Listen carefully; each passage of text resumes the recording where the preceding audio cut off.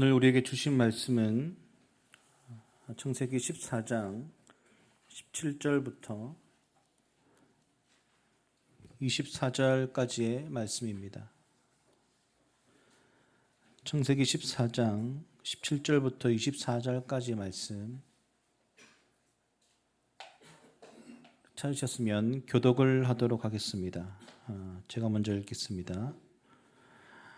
아브라함이 그돌라오멜과 그와 함께한 왕들을 처부수고 돌아올 때에 소돔 왕이 사회의 골짜기 곧 왕의 골짜기로 나와 그를 영접하였고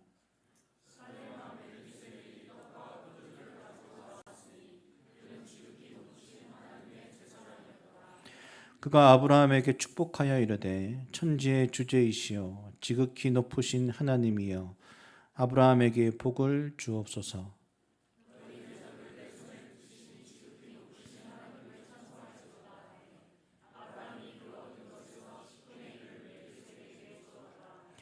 소돔 왕이 아브라함에게 이르되 사람은 내게 보내고 물품은 내가 가져라.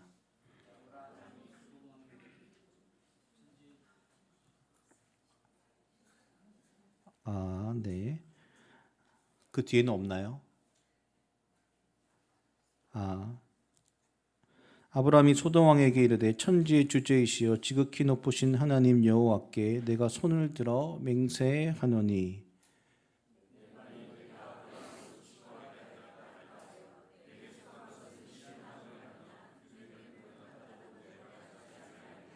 (24절) 같이 읽겠습니다.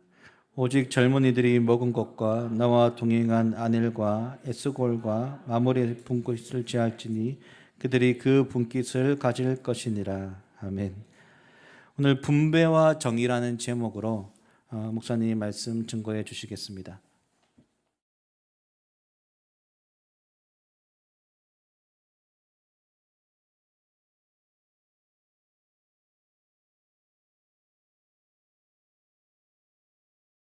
주간 동안 잘 지내셨습니까? 또 영상으로 우리 또 예배드리시는 우리 지체들 또 동일하게 주의 은혜로 축복합니다. 오늘도 하나님께서 우리에게 말씀하실 때에 또 우리 기대를 가지고 또 성령님의 인도를 구합니다. 제가 다시 한번 기도하고 말씀 전하겠습니다. 사랑의 주님 감사합니다. 일주일에 한 번씩 우리 사랑하는 지체들이 주 앞에 나와 하나님께 예배하고 또 주의 말씀 앞에 설 수 있다는 것, 또 놀라운 은혜입니다.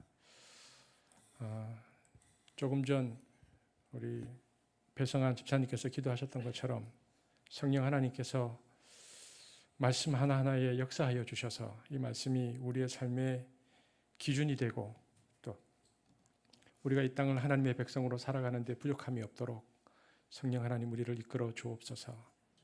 감사를 드리며 예수님 이름으로 기도합니다. 아멘. 오늘 설교 제목이 뭡니까? 설교 제목 분배와 정의입니다.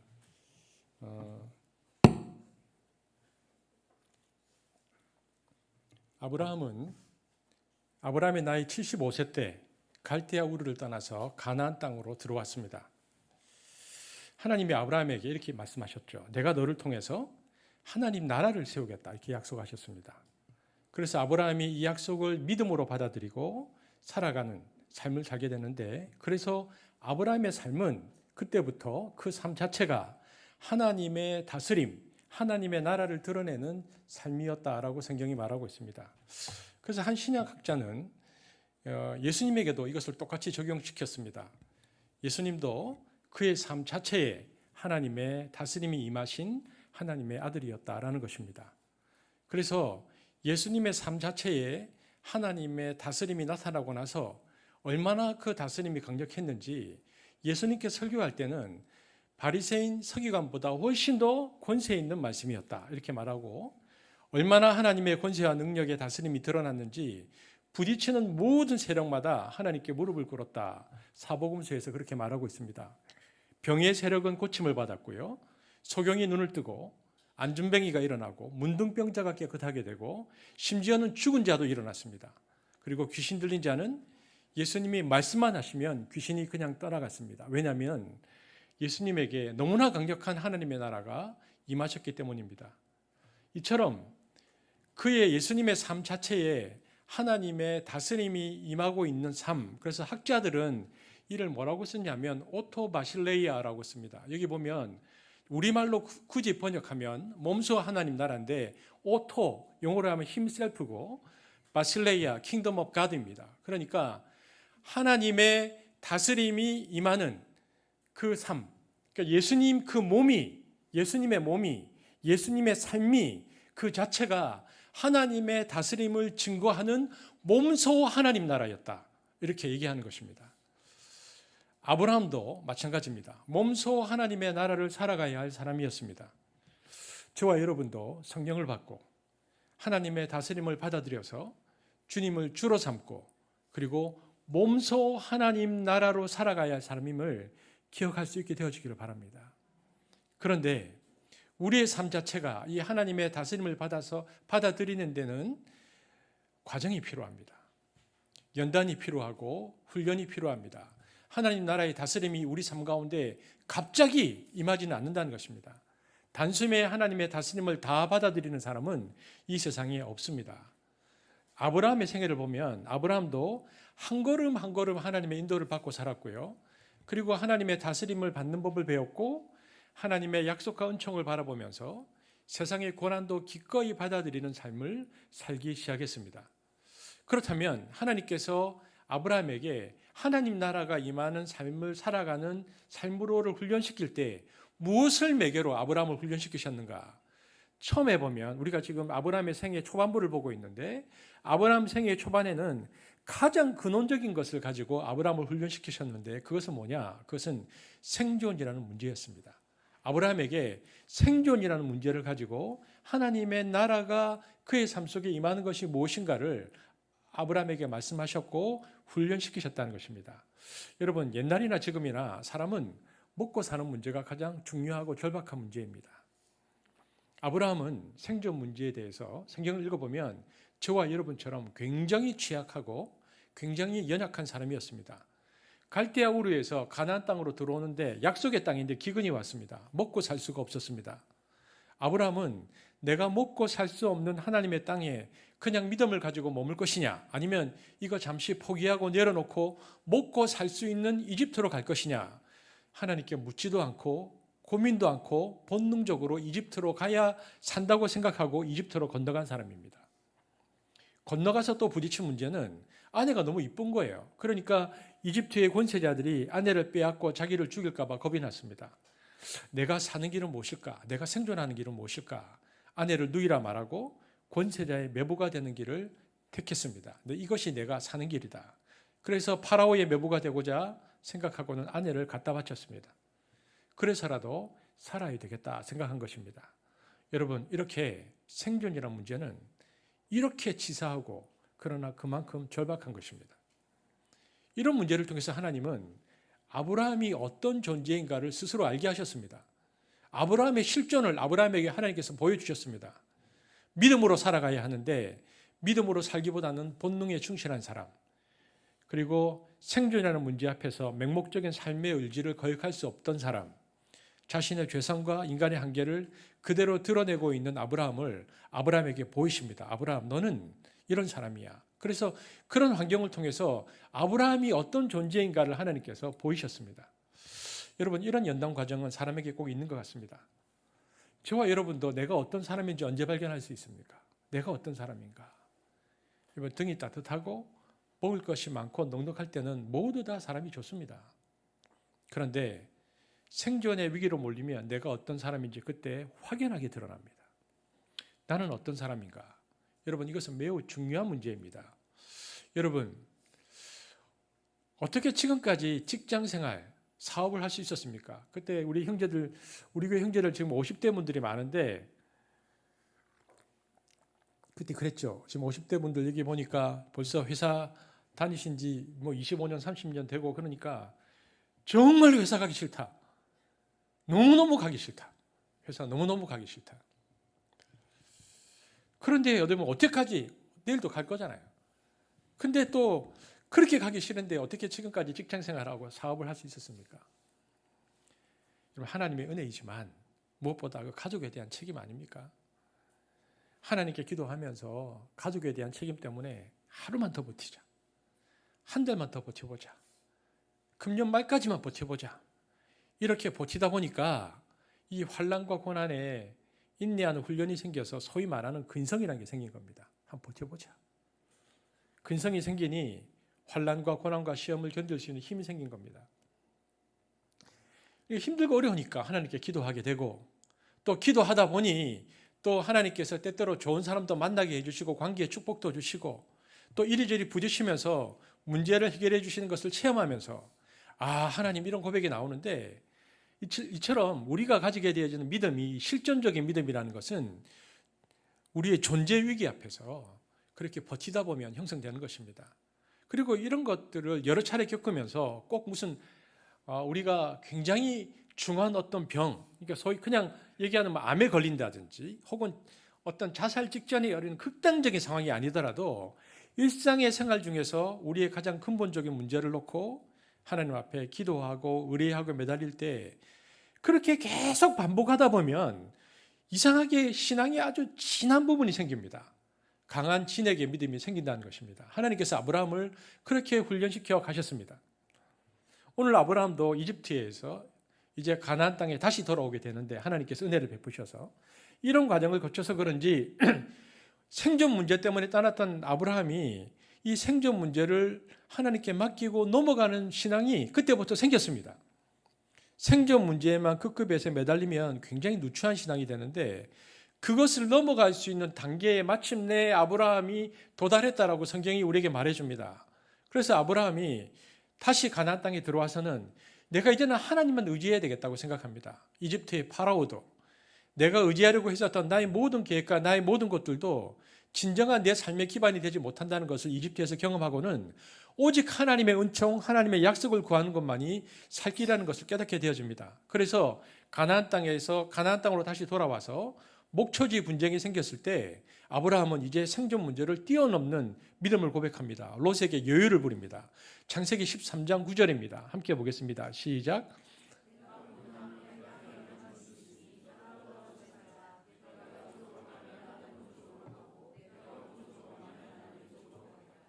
네가 좋은 곳 아무 곳이나 먼저 택해봐라.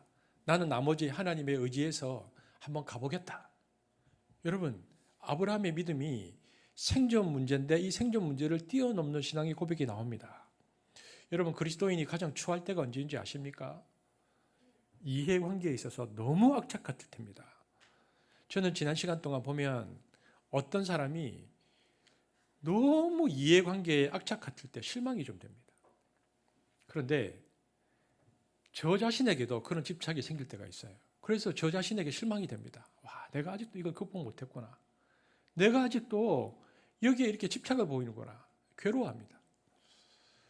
좋은 것은 하나님에 대한 믿음으로 양보할 수 있어야 됩니다. 여러분, 여기서 중요한 것은 하나님에 대한 믿음입니다. 이것이 중요합니다. 하나님에 대한 믿음으로. 그런데 그게 아니고 하나님에 대한 믿음이 아니고 사실 좀 아쉬운데 이게 좀 아쉬운데 양보할 때 나의 인품과 내 도덕적 판단으로 포기하자 그러면요, 포기하고 나서도 섭섭합니다. 자꾸 그때 내가 너무 무리했나? 하지만 내가 양보하고 내려놓아도 하나님이 축복하실 것에 대한 강한 확신과 믿음이 있으면 내려놓는 게 힘들지 않아요. 아브라함의 아들이 이삭이잖아요. 이삭 같은 사람을 보십시오. 우물을 파고 나면 주변 사람이 와서 자꾸 빼앗아 가는니다. 근데 이걸 자꾸 반복합니다. 그런데 싸우지 않아요. 그냥 남겨두고 떠납니다. 26장에 보면은 우물을 팠다라는 내용이 18절, 21절, 22절, 32절 4번 반복됩니다. 여러분, 팔레스타인 지방에서 우물은 생명입니다. 그들에게 우물은 가장 큰 재산입니다. 그런데 이삭은 부지런히 우물을 파고는 다투지 않고 우물을 파서 양보합니다. 또 양보하고 또 양보하고 또 양보하고를 끊임없이 반복합니다. 그런데 왜 그렇게 떠날 수 있었느냐? 다른 곳으로 가서 파면 또 나올 것을 믿었기 때문입니다. 여러분, 하나님이 함께 하시면 손해보는 것 같은데 그게 손해보는 게 아닙니다. 이 확신이 남을 배려하고 남과 더불어 살 수 있는 삶을 만드는 것입니다. 오늘 아브라함에게 그 믿음이 생겼기 때문에 자기 자신의 어떤 것 때문에 포기한 게 아니고 그 믿음 때문에 롯에 대해 배려하고 넉넉하고 관대한 태도를 보입니다. 이것이 믿음에 의한 관용입니다. 여러분, 우리에게 이것이 필요합니다. 하지만 예수 믿는 사람이 예수 믿고 하나님 믿는다고 하면서 이해관계에 악착 같으면요, 야, 정말 저 사람이 하나님 믿는가? 거기에 대해서 주변 사람들이 회의를 가지게 됩니다. 저는 여러분들이 여러분의 인격이나 수양이나 고결한 정신에서 양보하라고는 말 못하겠습니다. 그건 쉽지 않을 겁니다. 그런데 하나님을 믿으면 하나님의 믿음에서 주시는 은혜가 있습니다. 저는 그 은혜 때문에 우리가 넉넉해지기를 구하는 것입니다. 하나님, 내 인격은 야곱 같고 악착 같은 본성을 갖고 태어났고 지금까지 그렇게 자라왔고 지금까지 그렇게 살아왔지만 하나님의 은혜를 알고 나니까 내가 이제는 조금 놓을 수 있게 되었습니다. 이제는 양보할 수 있습니다. 이제는 배려할 수 있습니다. 이제는 하나님 제가 조금 물러날 수 있을 것 같습니다. 롯에게 물러나는 아브라함의 이 모습은 믿음이 성장하고 있다는 것을 보여줍니다. 굳이 점수로 따지면 그래서 처음에는 생존 문제 때문에 무너졌는데 시험으로 치면 50점 밑이었는데 이제는 이 고백을 통해서 믿음이 한 60점 정도 한선을 통과한 것 같습니다. 아브라함이. 그런데 오늘 본문에 보면 더 귀한 부분이 있습니다. 오늘 본문은 이제 60점에서 70점, 80점대로 올라가는 그가 마침내 11조를 드리는 태도에서 그의 믿음이 7, 80점으로 올라갔다라고 느껴지는 부분이 나옵니다. 그럼 나중에 100점짜리 주면 언제 가서 나타날까요? 아브라함 이삭을 바치는 장면에서. 아브라함은 오늘 11조를 드립니다. 이제는 그냥 롯에게 양보하는 정도가 아니고 11조를 드리는 태도가 나오는데 오늘 본문인데요. 17절에서 20절 같이 한번 읽어보겠습니다. 시작. 아브라함이 소돔 왕이 샤웨 골짜기 곧 왕의 골짜기로 나와 그를 영접하였고 살렘 왕 멜기세덱이 떡과 포도주를 가지고 나왔으니 그는 지극히 높으신 하나님의 제사장이었더라. 그가 아브라함에게 축복하여 이르되 천지의 주제이시요 지극히 높으신 하나님이여 아브라함에게 복을 주옵소서. 너희 대적을 내 속에 붙이신 지극히 높으신 하나님을 찬송할지로다 하며 아브라함이 그 얻은 것에서 10분의 1을 멜기세덱에게 주었더라. 우리가 지난주에 전쟁에 관한 설교를 들었는데 기억 안 나시죠? 아브라함이 그돌라움의 연합군을 물리치고 승전했을 때 이 샤웨 골짜기 개선 행진이 진행되었습니다. 아브라함이 군대를 이끌고 포로로 끌려간 사람들, 빼앗겼던 노략물들을 다 도로 취하고 돌아오니까 소돔 왕과 고모라 왕 그리고 사회 골짜기에 이 그돌라움의 왕과 연합하여 싸우다 피한 모든 왕들이 나와서 이 불세출의 영혼 아브라함을 맞이하고 있습니다. 근데 대표로 소돔 왕이 딱 나와서 아브라함이 이렇게 말하는 것입니다. 너무 감사합니다, 아브라함 장군님. 그리고 아브라함 장군님이 그 노약해 그래서 다시 가져온 물건들 다 가지십시오. 우리는 포로로 잡혀간 가족들을 얻는 것만으로도 촉합니다. 근데 이때 아브라함이 굉장한 신앙 고백을 하죠. 여러분, 우리가 이제 물건을 다 빼앗아서 돌아왔는데 그렇게 말하면 솔직히 우리 같으면 뭐라고 할 것 같습니까? 다 찾고 가지라고 그러면 몇 번 하다가 정 그러시다면 제가 좀 받겠습니다. 그런데 아브라함이 그렇게 말을 안 합니다. 내가 여러분이 나에게 준 어떤 물건을 받음으로 인하여 그것으로 부자가 되었다는 소리를 나는 듣고 싶지 않습니다. 내가 하나님 외에는 하나님이 아닌 방법으로는 부자가 되기 싫습니다. 이렇게 딱 고백합니다. 창세기 14장 23절입니다. 시작.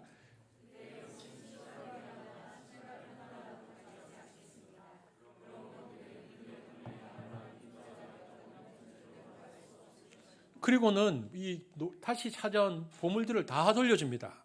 그러니까 여기 있던 왕들이 다 감격할 거 아닙니까? 감동을 받았습니다. 어떻게 이런 사람이 있나? 사람들이 쳐다보고 있는데 그 장면을 딱 지켜보고 있던 한 사람이 나타납니다. 우리가 몇 주 전에 살폈던 살렘 왕 멜기세덱입니다. 이 사람의 이름 여러분 기억하십니까? 멜기세덱 히브리어인데 말키와 체데크란 말이 합쳐졌는데 말키는 왕이라는 뜻이고 체데크는 정의의 justice란 말입니다. 그러므로 멜기세덱을 합치면 정의의 왕이라는 뜻입니다. 굉장히 부담스러운 이름이에요. 왕 이름이 정의의 왕이다. 그런데 그가 다스리는 도시의 이름은 살렘입니다. 그러니까 나중에 예루살렘이 되죠. 살렘. 근데 아브라함 당시에 소돔, 고모라 등 다른 모든 도시 국가들이 많이 있었는데 살렘이라는 도시만은 하나님께 드려진 도시, 그래서 그곳 왕의 이름은 정의였고요. 그 살렘이라는 도시의 이름은 평화였고, 그런데 그곳에서 이 멜기세덱은 제사장이었다고 성경이 말합니다. 그러니까 제정일치 시대에 왕이면서도 제사장은 고대 사회에서 모든 왕들이 다 존경하면서 그가 주는 메시지나 예언에 귀를 기울이는 그런 왕이 멜기세덱이었습니다. 이 살렘 왕이 왕들이 딱 말하니까 왕 중에 가장 권위가 있는 이 살렘 왕이 나와서 계산하는 아브라함을 축복하면서 19절에 이렇게 말합니다. 시작.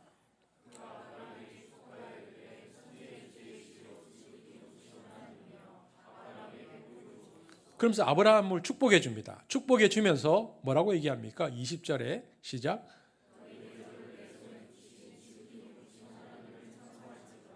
아브라함에게 하나님을 찬송하라. 아브라함 장군 당신은 하나님을 찬송해야 된다라고 아브라함에게 찬송을 요청하는데 어떤 하나님으로 찬송하라고 얘기합니까? 보니까 너희 대적을 내 손에 붙이신 하나님을 찬송하라. 여러분 지난주 말씀 기억하시죠? 내 손에 대적을 붙이셨다. 무슨 뜻이라고 얘기했죠? 지난주간에. 아무나 한 분만. 그래도 한 분은 계시지 않을까? 내 손에 대적을 붙였다는 게 무슨 뜻입니까? 이게 누구의 전쟁이다? 이건 하나님의 전쟁이다. 야훼의 전쟁이다. 그래서 318명의 가병을 이끌고 북쪽 당까지 쫓아갔다가 다시 그 너머 다마스커스까지 가서 그돌라오멜 연합군을 추격하고 완전히 괴멸시켰는데 이 318명과 한 이 전투는 아브라함의 능력이 있어서 한 전투가 아니다라고 멜기세덱이 아브라함에게 말해주는 것입니다. 이 메시지가 무엇입니까? 너는 지금 아브라함 장군, 당신은 지금 축복을 받고 있는데 너는 그 복을 받은 자로서 이 복의 근원이 어디에 있는지를 명확하게 해야 된다. 이 복은 여호와 하나님께 있다는 것을 당신은 찬송해야 된다. 그런데 그 하나님이 어떤 하나님인가? 그돌라오멜 연합군을 내 손에 붙이신 하나님이십니다. 이 전쟁은 하나님이 싸운 전쟁이야. 하나님이 함께한 전쟁이야. 너의 힘과 내 능력과 내 전략에 의해 이루어진 승리가 아니라 이것은 다 하나님의 다스림의 결과이다. 하나님이 아브라함에게 이미 약속하셨던 것을, 그러니까 너를 축복하는 자를 하게 내가 복을 내리고 너를 저주하는 자에게 내가 저주하겠다는 것을 지키신 바로 그 하나님께서 그것을 지키셨기 때문에 당신이 지금 승리할 수 있었던 것이다 라고 말해주는 것입니다. 이집트 왕 파라오에게 행했던 그 하나님의 역사를 보고 경험했던 그가 이제 그돌라오멜과의 전쟁에서도 그 하나님을 동일하게 의지하고 나갔더니 과연 하나님께서 그돌라오멜을 깨뜨리신 것입니다. 그래서 이 멜기세덱이 너희 대적을 내 속에 붙이신 여호와라고 했을 때 아브라함은 이게 무슨 말인지 알았습니다. 왜냐하면 이집트에서도 한번 경험했고 이 전쟁에서 경험했으니까 아멘이라고 말합니다. 맞습니다. 이것은 내가 잘나서 싸운 게 아닙니다. 이집트에서 파라오를 치신 하나님이 그돌라오멜도 치셨습니다. 남쪽의 거대한 제국 이집트와 북쪽의 거대한 제국 그돌라오멜 연합군, 즉 북부 팔레스타인 바벨론을 하나님께서 치셨습니다. 그리고는 그 찬송에 응답하고 아멘합니다. 그리고 무엇합니까? 20절 읽어보겠습니다. 시작.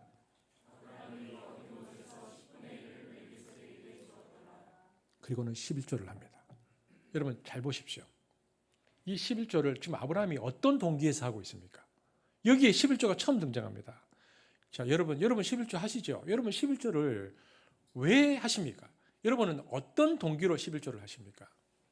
어떤 분은 이렇게 얘기합니다. 11조를 하면 교회가 그 11조를 모아서 사회에 좋은 일을 하니까 우리가 선한 사마리아 프로젝트 하는 것처럼 11조를 해서 교회를 통해서 사회 봉사하자.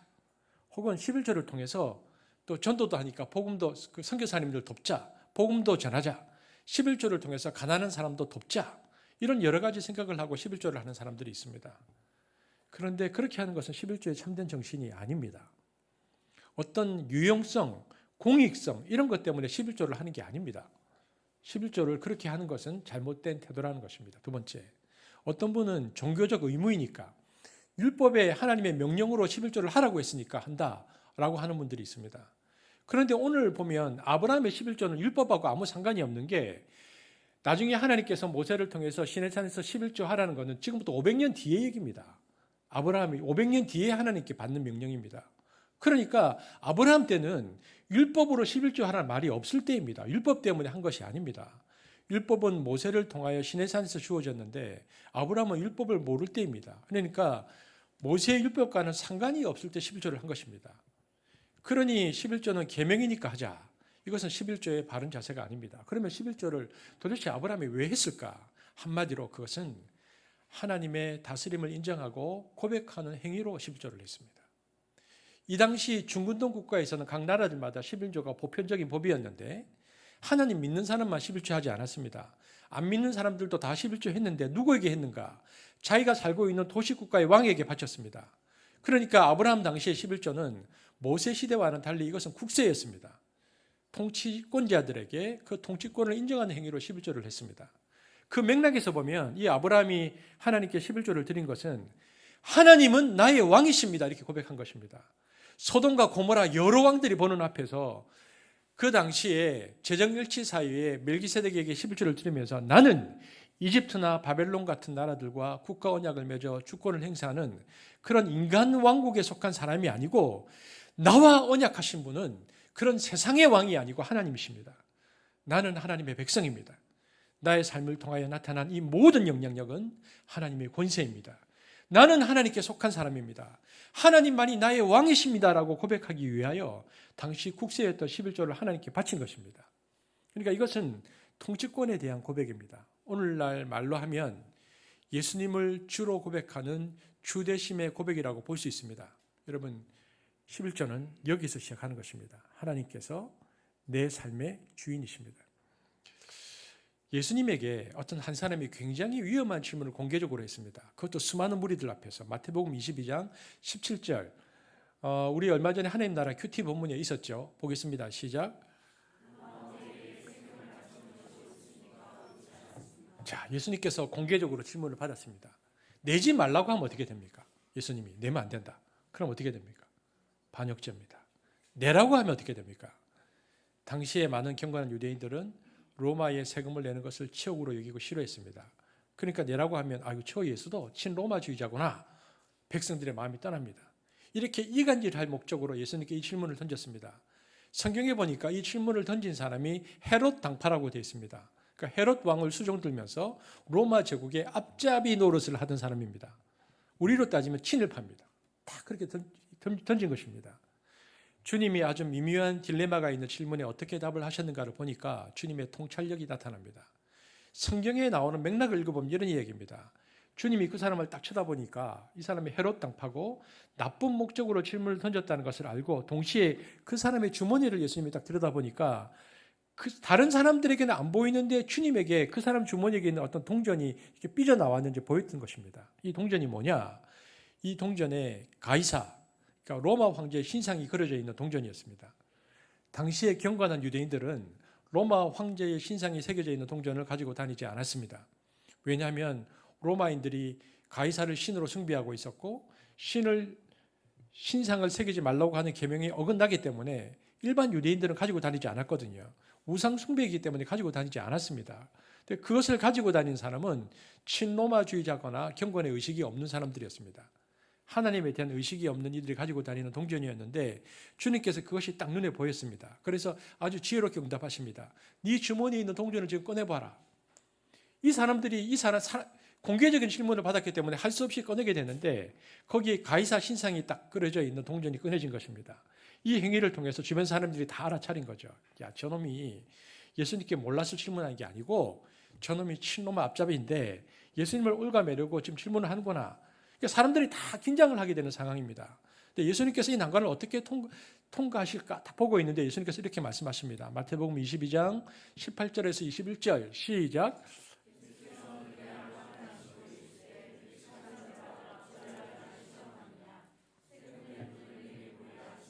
데나리온 하나를 가져왔거늘 예수께서 말씀하시되 이 형성과 이 글이 누구의 것이냐 이르되 가이사의 것이니이다.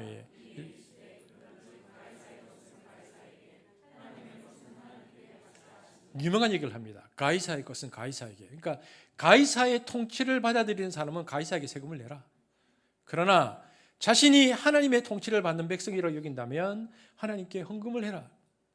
여기서 가이사의 것은 여기 가이사의 것은 가이사에게, 하나님의 것은 하나님에게를 연결시키는 전치사가 있죠. 여기 그리스 말로는 카이라는 전치사인데요. 이 카이가 두 가지로 번역이 가능합니다. 엔드로도 번역이 가능하고 밭으로도 번역이 가능합니다. 이전에는 주로 엔드로 번역을 했는데 요즘 신약학자들이 문맥을 살펴보면서 밭으로 해석을 훨씬 더 많이 합니다. 이게 일치된 견해인데요. 보십시오. 가이사의 것은 가이사에게, 그러나 하나님의 것은 하나님에게. 그러면 영어에 A, 밭, B 그러면 강조가 어디에 있습니까? 이게 좀 어렵습니까? A, 밭, B 하면 강조가 앞에 있습니까? 뒤에 있습니까? 뒤에 강조가 있죠. 이런 뜻입니다. 가이사의 통치를 인정하는 사람은 가이사에게 세금을 내라. 그러나 이제 뒤에 강조점이 있죠. 하나님의 통치가 더 근원적인 통치고 하나님의 통치가 최고의 통치라고 고백하는 사람은 하나님께 헌금을 내라. 이렇게 얘기하셨습니다.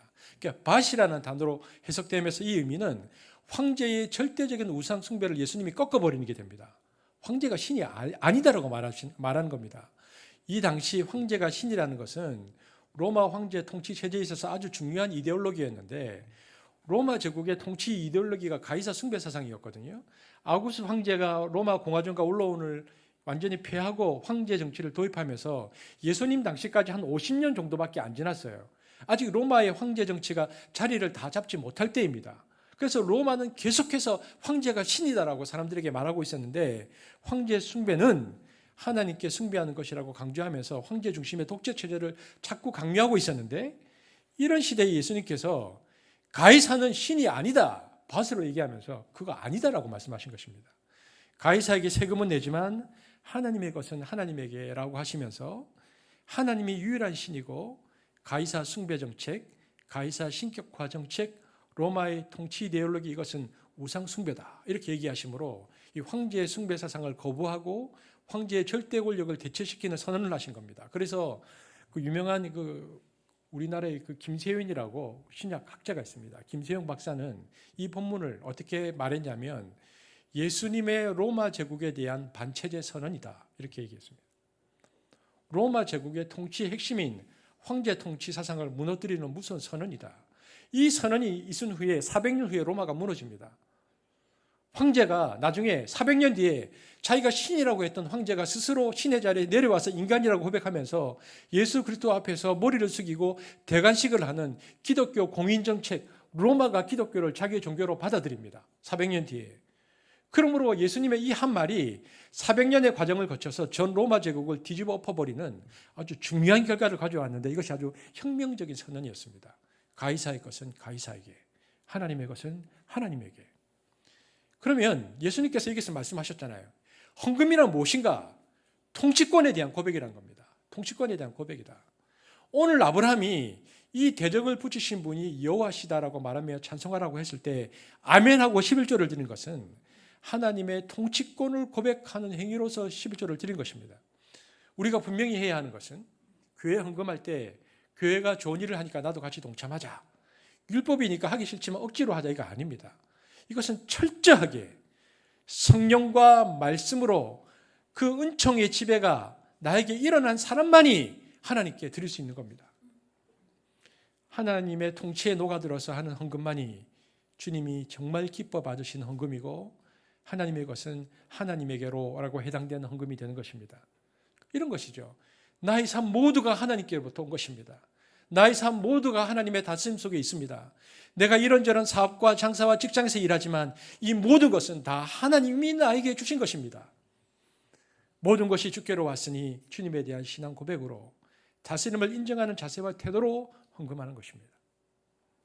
이것이 신구약 성경을 꿰뚫고 있는 아브라함과 예수님까지 일맥상통하고 있는 헌금 사상입니다. 헌금을 왜 하는가?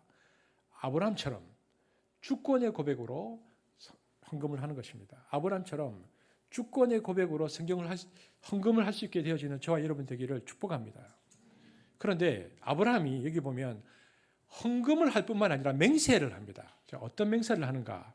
21절에서 23절 보겠습니다. 맹세를 합니다. 시작.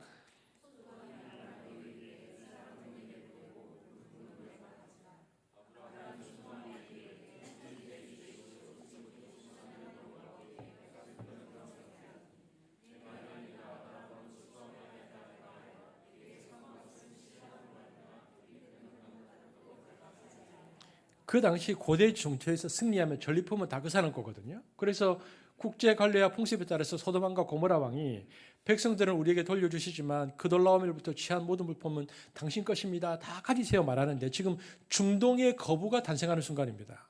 그런데 아브라함이 뭐라고 말합니까? 나는 하나님께 손들고 맹세합니다. 내가 만약 당신들로부터 이 물품을 받으면 내 부자가 된 것의 원인이 누구에게 있는가? 소돔 고모라 당신 때문에 부자 되었다는 소리를 들을 겁니다. 나는 받지 않겠습니다. 나는 당신으로부터는 실 한 오락이 신발끈 하나도 안 받겠습니다. 아브라함이 이렇게 말합니다. 거절해버리죠. 굉장한 것입니다. 여러분 보십시오. 근데 이 안에는 아주 중요한 의미가 들어있습니다. 여러분 소돔과 고모라의 돈이 어떤 돈입니까? 구약 성경 에스겔서를 보면 소돔과 고모라는 음란하기로 소문난 도시였을 뿐만 아니라 가난한 자를 핍박하는 것으로 유명한 도시였습니다. 그래서 핏소리가 하나님께 상대되었다고 에스겔서에 보면 말하고 있는데 그 도시가 소돔과 고모라입니다. 그러니까 소돔과 고모라의 왕과 귀족과 제후들이 소돔과 고모라 백성들을 늑탈해서 모은 돈을 그돌라움이 와서 빼앗아가고 강자가 더 강한 자를 잡아먹은 거죠. 아브라함이 가서 그것을 또 깨뜨리고 도로 가져왔으니까 이 돈이 무슨 돈입니까? 이 강자의 재물입니다.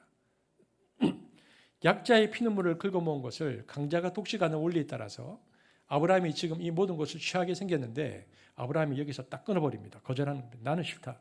나는 이런 식의 돈은 안 받겠다. 소돔과 고모라의 체제, 탐욕과 착취와 이 노략의 체제, 여기에서 발생한 돈을 나는 받지 않겠다. 딱 거절하는 겁니다. 여러분, 저와 여러분이 남을 착취하고 남의 피와 땀과 눈물로 자신들을 먹이고 입혀서 자신을 살찌워서 가진 자가 되어 있다면 하나님께서 기뻐하지 않으십니다. 남의 피와 땀으로 자신의 피와 땀을 만든 사람을 주님이 기뻐하시겠습니까? 아브라함이 그걸 거절하는 겁니다. 나는 하나님으로부터 온 돈만 받겠습니다. 소돔과 고모라 체제, 그 악한 돈, 그 돈에 연루돼서 부자가 되는 것을 원치 않습니다. 여러분, 그러면 어떻게 해야 우리는 하나님으로부터 오는 돈을 받는 사람이 될 수 있습니까? 어떻게 해야? 그것은 노동을 통해서입니다. 일해야 됩니다. 성경은 한결같이 하나님이 인간에게 주는 노동을 통해서 하나님께서 주신 것을 받으라고 말합니다. 여러분, 노동에는 정신 노동도 있고 육체 노동도 있고 요즘은 감정 노동도 있습니다. 그러니 꼭 뭐 땅을 파서 그냥 말하는 말로 노가다에서만 돈 벌라는 말이 아닙니다. 여러 가지 머리 쓰고 생각하고 지혜를 짜내어서도 돈을 벌 수 있습니다. 어찌되었든 자신이 노력한 대가를 통해서 먹고 살 것을 얻어야 한다고 이야기하고 있습니다. 여러분, 노력하지 않고 번 돈을 뭐라고 말합니까? 그 용어가 있는데 땀 흘리지 않고 번 돈이라고 해서 그 사람들은 뭐라고 얘기하죠? 불 한 당, 아니 불자 땀 한 자, 땀 흘리지 않고 돈 가져가는 사람 불 한 당, 노력 없이 그냥 덜컥 삼켜버리는 사람을 불 한 당이라고 말하잖아요. 복권. 이 복권이라는 게 왜 만들어졌는가? 복권이 제일 처음에 만들어진 게 사회에 가난한 사람들 위해서 재정을 써야 되는데 사람들이 기부를 너무 안 하는 거예요. 그러니까 복권을 만들어서 남는 이익으로 그냥 한 사람 몰아주고 나머지는 다른 사람을 돕자, 이런 취지로, 그러니까 공공사업으로 복권이 시작됐습니다. 처음에 복권이. 그런데 이게 폐해가 뭐냐? 사람들이 복권 쪽으로 관심이 가기 시작하면서 일을 안 하고 일확천금 모델은 허황됨을 온 사회가 꿈꾸기 시작한다는 겁니다. 저는 복권 한 장 사고 한 주간 행복한 정신적 가치를 인정합니다. 저 인정합니다. 이거 당첨되면 얼마나 좋을까? 그러면 뭐 그 한 주간 동안 행복할 수 있잖아. 여러분 복권 얼마 합니까? 저 진짜 정말 모릅니다. 지금 얼마? 한 5천 원 합니까? 3천 원 얼마쯤 합니까? 한 얼마 정도 합니까? 그러니까 뭐 말하면 편하니까 이게 서로 이렇게 얘기해 보시면 얼마 합니까? 지금 제가 모릅니다.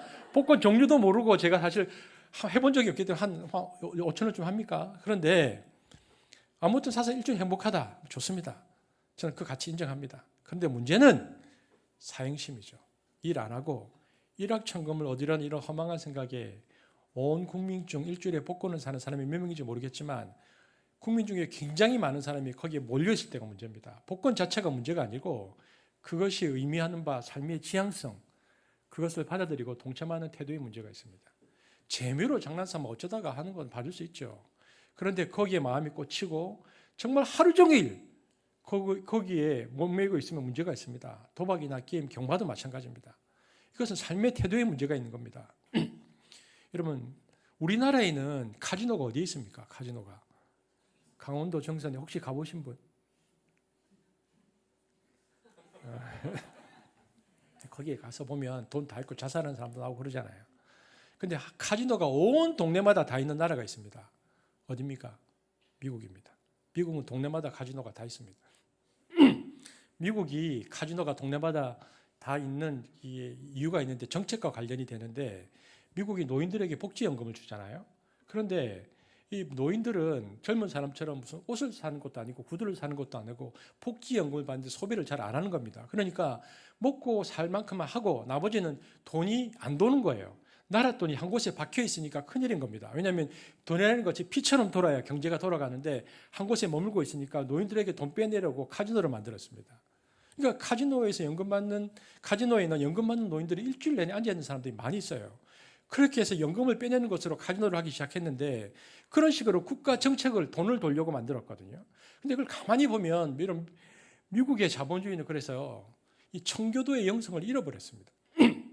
돈을 다룰 수 있는 도덕적 영적 힘을 상실해 버려서 자본주의 중에서 천민자본주의, 타락한 자본주의로 굴러떨어졌고 그것을 전 세계에 무한 확대해서 전 세계에 돈을 빼가려는 금융자본주의를 만든 건데 그게 신자유 체제고 그 연장선상에서 WTO가 나왔고 그 연장선에서 FTA 같은 것들이 진행되고 있는 겁니다. 다 거기서 출발하는 겁니다. 그러니 이런 탐욕의 정신이 가득한 시대를 살아갈 때 우리가 생각해야 하는 게 있습니다. 생각해야 될 게 뭐냐면 노력이 없이 땀 흘리지 않고 애씀이 없이 여행이나 사행으로 돈을 벌고 편안히 살겠다 이렇게 생각하면 안 된다는 것입니다. 이것은 기독교인이 거부해야 하는 소돔과 고모라 체제의 돈이라는 것을 기억하고 딱 거부하고 나는 그렇게 살지 않겠다라고 생각해야 합니다. 그래서 남의 피와 눈물과 땀을 취하지 않겠다는 결심을 하고 내 노력을 통해서 돈을 벌겠다 이렇게 생각할 때 이것이 아브라함과 같은 태도입니다. 내가 소돔과 고모라부터 실 한 오락이나 들매끈 한 가닥도 취하지 않겠다. 근데 하나님께서 굉장히 이 부분을 기쁘게 보신 겁니다. 아브라함 이제 되었구나. 네가 생존 문제, 처음에는 먹고 사는 문제, 내가 생존하는 문제에 처음에는 급급했는데 이제는 생존하는 문제에 대해서 정말 나에게 맡길 수 있는 사람이 되었구나. 이제는 내가 너를 믿을 만하다. 그래서 60점에서 한 80점까지 딱 믿음이 올라간 겁니다. 하나님의 학접점에 이른 것이죠. 여러분, 이런 사람에게는 하나님이 하나님의 돈을 맡깁니다. 이런 자세에 도달하지 않으면 돈을 누가 맡습니까? 누가 돈을 맡깁니까? 마귀가 맡깁니다. 그렇게 도달하지 않으면 마귀가 주는 돈을 받았으면요 부자 되고 타락하고 망합니다. 쉽게 얘기하면 마귀 돈이 들어와서 본인뿐 아니라 자식들한테도 영적인 힘이 없어지면요 본인 타락하고 흥청망청 쓰다가 자식들도 다 그것을 본받아가지고 집안에 몇 대가 망하는 집안이 있습니다. 정말로 있습니다, 여러분. 그러므로 하나님이 주시는 돈이 어떻게 주어지는지 알아야 되는데 애쓰고 노력해야 주어집니다. 노력의 결과입니다. 그리고 남의 피와 땀과 눈물로 돈을 벌지 않겠다. 내가 남의 피를 뽑아다가 내 자식 먹이지 않겠다. 결심해야 됩니다. 아브라함이 이런 자세로 살았습니다. 그런데 성경에 보면 더 아름다운 자세가 이 본문에 나옵니다. 24절입니다. 그런데 아브라함이 딱 그렇게 하고 24절에 멋진 얘기를 하는데 보겠습니다. 시작.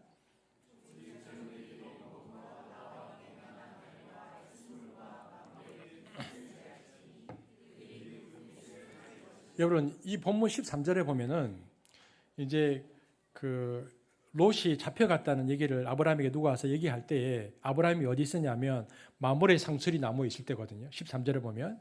근데 마므리 상수리 나무에 있을 때 마므리 지역에 있던 사람과 또 그 지역에 있었던 그러니까 에스골 그리고 아넬 다 같은 동네인데 아브라함이 거기에서 동맹을 맺고 거기서 살고 있었거든요. 근데 아브라함이 제일 마지막에 이렇게 말합니다. 나와 동맹하고 동행했었던 아넬, 에스골, 마므레 사람들과 그리고 지금 젊은이들이 거기 갔다 왔다. 나와 같이 갔던 이 젊은이들이 먹을 것은 남겨둬라 이렇게 말합니다. 여러분 개인적으로 굉장히 고고한 사람들하고 사는 거 진짜 피곤합니다. 저는 소크라테스 아내가 참 피곤했을 거라고 생각합니다. 진짜. 여러분 본인이 고고해서 그냥 그렇게 살면 좋은데 부인이 믿음의 수준이 높아서 아멘 하면 둘이 같이 행복한데 이걸 같이 못 따라가면 정말 괴로운 겁니다. 한 사람은 고고하고 한 사람은 이렇게 안 되면. 자식들은 아버지가 그런 고고한 성자가 되는 게 진짜 힘듭니다. 실제로 있었던 일인데 제가 사람 이름은 못하겠고 그 큰 교회 장로님인데 이분이 전 재산을 진짜 돈이 많았는데 돌아가실 때 사회 환원했어요. 자식들이 지금까지 아버지 원망하고 요구합니다. 왜냐하면 아버지 좋은 거 하려는 거 알겠는데 근데 자식들도 그런 수준까지 가면 좋은데 동의를 못하면 시험에 드는 거죠. 여러분 그래서 톨스토이가 그래서 죽은 거잖아요. 톨스토이가 지금 설교 주제는 아닌데 어쨌든 톨스토이가 모든 종들을 이렇게 다 풀어주고 자기가 갖고 있는 토지들을 다 나눠주려고 했을 때 거부였거든요. 러시아에서. 근데 아니하고 아들이 그냥 달려든 거죠. 아버지 좋은데 그러면 안 된다. 그래서 톨스토이가 그리고 짐 싸고 나가가지고 일주일 만에 얼어 죽습니다. 그래서 죽었습니다. 굉장히 과격한 사람입니다. 그러니까 회복을 못해서 죽거든요. 여러분 뭐 그렇게까지 할 필요가 있나? 자식들이 생각하는 겁니다. 그런데 아브라함은 본인은 하나도 가지지 않았지만 자기 주변에 약한 사람들을 배려합니다. 그래서 전쟁의 분기물 중에 자기와 함께 있었던 젊은이들이 지금 뭐 이 사람 많이 배고프지 않냐? 젊은데 먹을 것과 그와 동행한 야넬, 에스골, 마물의 분깃을 제하면서 그들을 배려하고 옆에 사람의 수준에 맞추어서 덕을 베풉니다. 자기의 도덕적 기준을 남에게 강요하지 않았습니다. 그리고 그냥 자기는 모범만 보였을 뿐입니다. 감동받게 할 뿐이었습니다. 여러분 억지로 하게 되면 내가 했으니까 너희도 다 그래 그러면 공산당이죠. 공산당 특징이 뭡니까? 정권을 잡은 공산주의자들의 도덕적 철학과 기준을 법률로 강제화해서 모든 사람에게 일괄 적용시키고 다 재물을 빼앗고 이러니까 그게 동의가 안 돼서 문제가 생기고 모순이 생기는 겁니다. 그런데 성경에 보니까 아브라함이 그러지 않았다는 겁니다. 저는 아브라함의 자세를 보면서 자신이 고고할 뿐만 아니라 그러니까 너희도 실 하나 건드리지 말고 나처럼 살아 이러면 안 되는 겁니다. 어떻게 하는가? 나는 그렇게 살지만 쟤네들에게는 공정하게 분배해라. 그러니까 여기에 보면요. 하나님 나라의 물질을 어떻게 써야 되는지가 나오는데 공정한 분배가 하나님 나라의 물질을 다루는 자세라는 겁니다. 내가 더러운 돈이나 남의 아픔의 돈은 받지 않겠다 하면서도 내게 들어온 것으로 항상 공정한 분배를 하자. 여러분 워렌 버핏이라는 분 알죠? 이분이 나이가 지금 많은데 이분이 나중에 이런 얘기를 했거든요. 부자들도 세금 내자. 부자 증세기를 50년대부터 했습니다. 그러니까 미국 공화당이 반박했죠.